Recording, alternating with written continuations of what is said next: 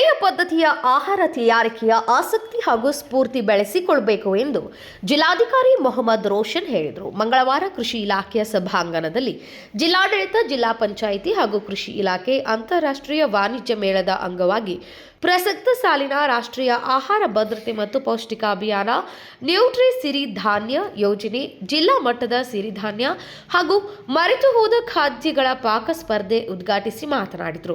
ಪಾಕ ಸ್ಪರ್ಧೆಯಲ್ಲಿ ಭಾಗಿಯಾಗುವುದು ಸ್ಫೂರ್ತಿಯಲ್ಲ, ಹಳೆಯ ಆಹಾರದ ಊಟದ ಪದ್ಧತಿಯನ್ನು ಕಾಪಾಡಿದರೆ ಮಾತ್ರ ಮುಂದಿನ ಪೀಳಿಗೆಗೆ ತಿಳಿಯುತ್ತದೆ. ಆಹಾರದಲ್ಲಿರುವ ಮೌಲ್ಯ ಉಪ್ಪು ಖಾರದಲ್ಲಿ ತಿಳಿದು ಬರುತ್ತದೆ. ಕೃಷಿ ಇಲಾಖೆಯಿಂದ ಇಂತಹ ಪಾಕ ಸ್ಪರ್ಧೆಯನ್ನು ಆಯೋಜಿಸಿ ಆಹಾರ ಪದ್ಧತಿ ಕಾಪಾಡುವ ಸ್ಫೂರ್ತಿ ನೀಡಬೇಕು ಎಂದರು.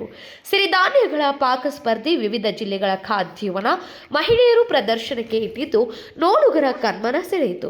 ಅಂಕಿತಾ ವರ್ಮಾ, ಮನೋಹರ್ ಲಾಲ್ ವರ್ಮಾ, ಮಧು ವರ್ಮಾ, ಭಾವನಿ ಪಾಟೀಲ್, ಕೃಷಿ ಇಲಾಖೆಯ ಜಂಟಿ ನಿರ್ದೇಶಕ HD ಕೋಳೇಕರ್ ಸೇರಿದಂತೆ ಇನ್ನಿತರರು ಉಪಸ್ಥಿತರಿದ್ದರು. ನಮಸ್ತೆ ಎಲ್ಲರಿಗೂ.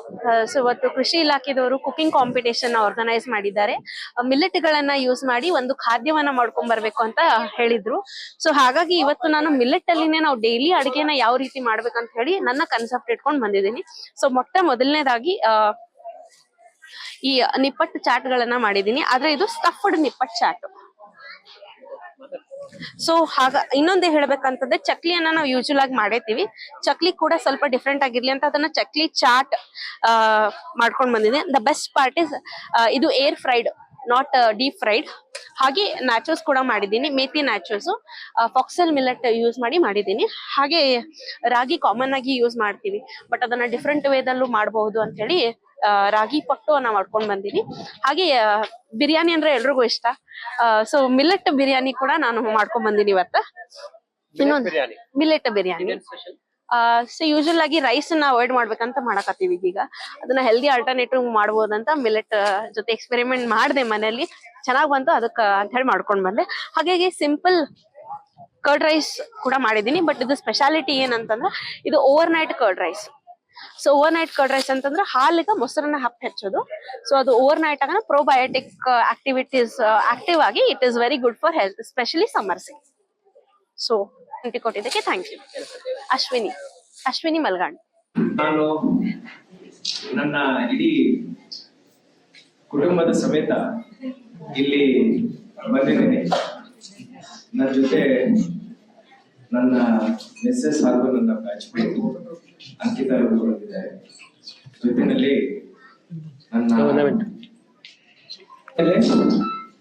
ನನ್ನ ಜೊತೆ ಕೋಳೇಕರ್ ಅವರು ಜಂಟಿ ನಿರ್ದೇಶಕರು ಇದ್ದಾರೆ. ಪ್ರೆಸೆಂಟ್ ಡೇ ತಮ್ಮೆಲ್ಲರಿಗೂ ಬೆಳಿಗ್ಗೆ ಶುಭೋದಯ ಹೇಳುತ್ತಾ, ನಮ್ಮ ಜೀವನದಲ್ಲಿ ಉಪ್ಪು, ಖಾರ, ಸಿಹಿ ಹೇಗಿರುತ್ತೆ, ಅದರದ್ದು ಮೌಲ್ಯ ಏನಿದೆ ಅದು ನಮ್ಮ ಆಹಾರದಲ್ಲಿರುವಂತ ಉಪ್ಪು, ಸಿಹಿ, ಖಾರದಲ್ಲಿ ಗೊತ್ತಾಗುತ್ತೆ. ಒಬ್ಬ ಹೆಂಡತಿಗೆ ಹಸ್ಬೆಂಡ್ ಇಷ್ಟ ಇಲ್ಲ ಅಂದ್ರೆ ಆ ಮನೆಯಲ್ಲಿ ಉಪ್ಪು ಜಾಸ್ತಿ ಆಗುತ್ತೆ, ಸ್ವಲ್ಪ ಖಾರ ಜಾಸ್ತಿ ಆಗುತ್ತೆ. ಆದ್ರೆ ಇವತ್ತು ನಾವು ಎಲ್ಲ ಊಟದ ಪದಾರ್ಥಗಳನ್ನು ಏನು ನಾವು ಸೇವಿಸಿದ್ದೀವಿ, ಅದರಲ್ಲಿ ಉಪ್ಪು, ಖಾರ, ಸಿಹಿ ಜೊತೆ ಬಹಳಷ್ಟು ಪ್ರೀತಿಯನ್ನು ನಾವು ಟೇಸ್ಟ್ ಮಾಡಿದ್ದೀವಿ. ತಮ್ಮೆಲ್ಲರಿಗೆ ಅಭಿನಂದನೆಗಳು ಹೇಳಿದ್ದೀವಿ. ಇದರಿಂದ ಏನ್ ಅರ್ಥ ಆಗುತ್ತೆ ಅಂದ್ರೆ, ತಮ್ಮ ಪಾರಿವಾರಿಕ ಜೀವನದಲ್ಲಿ ಬಹಳಷ್ಟು ಪ್ರೀತಿಯನ್ನು ತಾವು ಬೆಳೆಸ್ಕೊಂಡು ಬಂದಿದ್ದೀರಾ. ಇದೇ ರೀತಿಯ ಪ್ರೀತಿ ತಮ್ಮ ಕುಟುಂಬದಲ್ಲಿ ಸದಾ ಇರ್ಬೇಕಂತ ನಾನು ಇವತ್ತು ಈ ವೇದಿಕೆ ಮುಖಾಂತರ ಆ ಭಗವಂತರಿಗೆ ಪ್ರಾರ್ಥನೆ ಮಾಡ್ತಾ ಇದ್ದೀನಿ. ಜೊತೆಯಲ್ಲಿ ಈ ಒಂದು ಪಾಕ ಸ್ಪರ್ಧೆ ಏನಿದೆ, ಇದರಲ್ಲಿ ತಾವೆಲ್ಲರೂ ಭಾಗಿಯಾಗಿದ್ದೀರಿ. ತಮ್ಮ ಸ್ಫೂರ್ತಿ ನಮಗೆ ಈ ಸ್ಪರ್ಧೆ ಮುಖಾಂತರ ಕಾಣ್ತಾ ಇದೆ.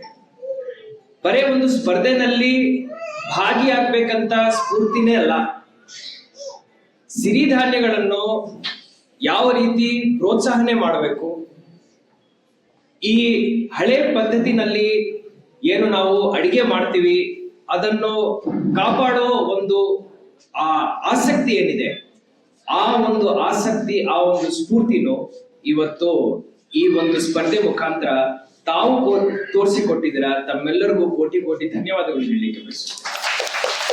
ಈ ರೀತಿಯ ಸ್ಪರ್ಧೆಗಳು ಇನ್ನೂ ಆಗ್ಬೇಕು. ಮೊಟ್ಟ ಮೊದಲನೇದಾಗಿ ಹಾವೇರಿ ಜಿಲ್ಲೆಯಲ್ಲಿ ನಾನು ಸಿಇಒ ಇದ್ದಾಗ ನವಣಕ್ಕಿಯನ್ನು ನಾನು ಫಸ್ಟ್ ಅಲ್ಲಿ ಸೇವನೆ ಮಾಡಿದ್ದೆ.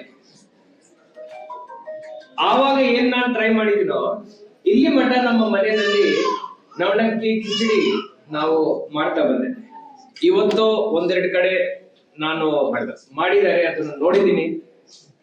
ಈ ರೀತಿಯ ಊಟದ ಪದ್ಧತಿ ಏನಿದೆ, ಈ ರೀತಿಯ ವಿಧಿ ವಿಧಾನ ಏನಿದೆ, ಇದನ್ನು ನಾವೆಲ್ಲರೂ ಕಾಪಾಡಿಕೊಂಡಿದ್ದೀವಿ ಅಂದ್ರೆ ಮಾತ್ರ ಮುಂದಿನ ಪೀಳಿಗೆ. ನನ್ನ ಸಣ್ಣ ಪಾಪನು ಕರ್ಕೊಂಡು ಬಂದಿದೆ, ಯಾಕೆಂದ್ರೆ ಮುಂದಿನ ಪೀಳಿಗೆಗೆ ಇದು ಗೊತ್ತಾಗ್ಬೇಕು.